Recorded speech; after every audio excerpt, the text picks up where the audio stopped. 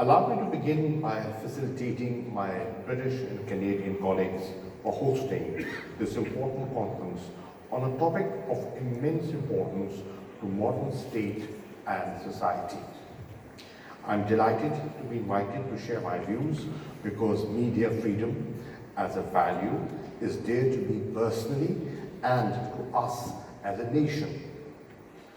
I will express my opinion freely without conforming to any fixated ideas or preconceived notions. I speak in my capacity not only as a foreign minister of a pluralistic, predominantly Muslim nation of over 200 million people, but also as the representative of a society that passionately embraces diversity of opinion, accepts dissent, and celebrates freedom of expression.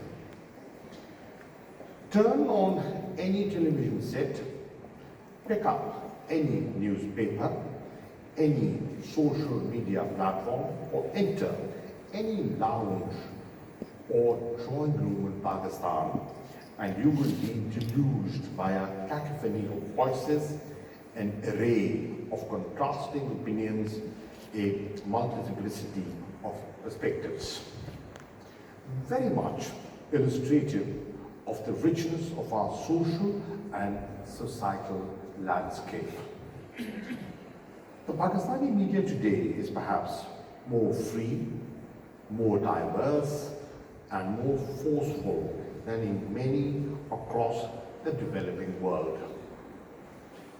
Perhaps even freer than many other democracies where we have seen the media and media houses increasingly become mouthpieces of specific agendas and sectorial interests.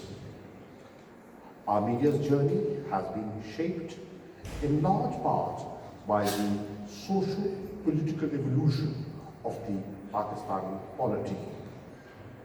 Today, it is referred too often as the fourth pillar of the state.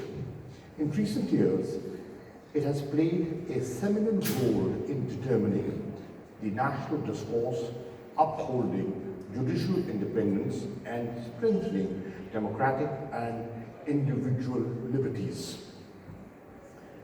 And while I must acknowledge that we have a long way to go and we remain far from perfect, Pakistan has traveled a long distance and accomplished more than most.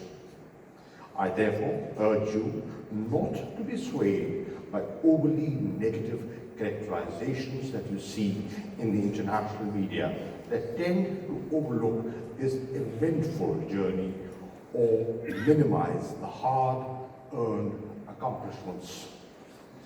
Distinguished participants, the dilemma for our day and age, to me, is not just the quantum of freedom, but also the quality of it.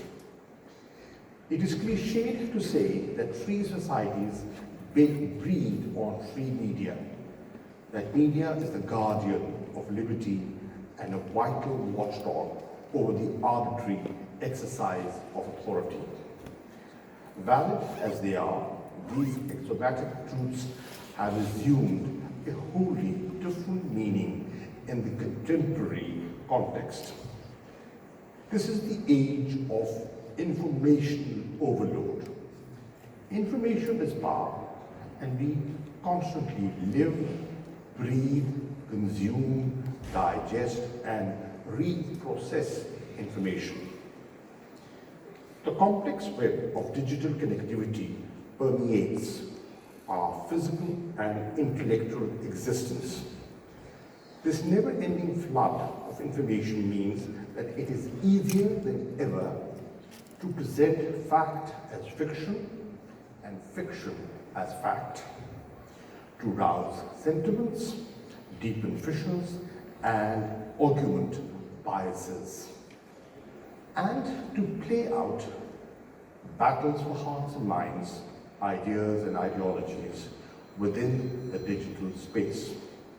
Fake news today is another fact of life that we all have to contend with. This is why I believe critically analytical, independent, incisive, and objective journalism is needed more today than ever before. It is needed more than ever to stabilize, rationalize, channelize, and sensitize the end users of information to the vagaries of informational deluge. In the complex information ecosystem of today, professional journalism must resume its proper privileged position and reclaim its moral high ground. To enable it to do that, it must be afforded every freedom, every security possible. May I also add that mainstream media needs to evolve clarity on the fine line between the acceptable and the profane. At what point does being judgmental morph into intolerance and indifference? At what point does ridiculing, ostracizing, and demonizing the faith and the people tantamount to fanning phobias? At what point is it right to impose my moral framework, my normative conceptions over conceptions different from mine? When do you strike the essential balance between journalistic freedom and journalistic responsibility?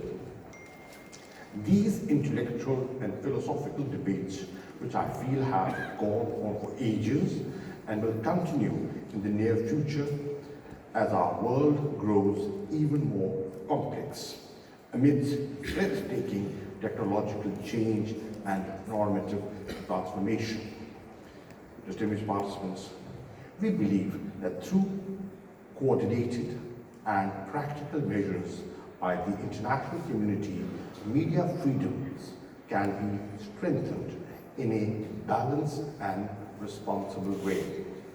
The government of Pakistan, on its part, will continue to take effective measures to streamline the affairs of the media industry in Pakistan by addressing the issues of media persons and ensuring that laws and practices remain in line with constitutional guarantees of freedom of expression.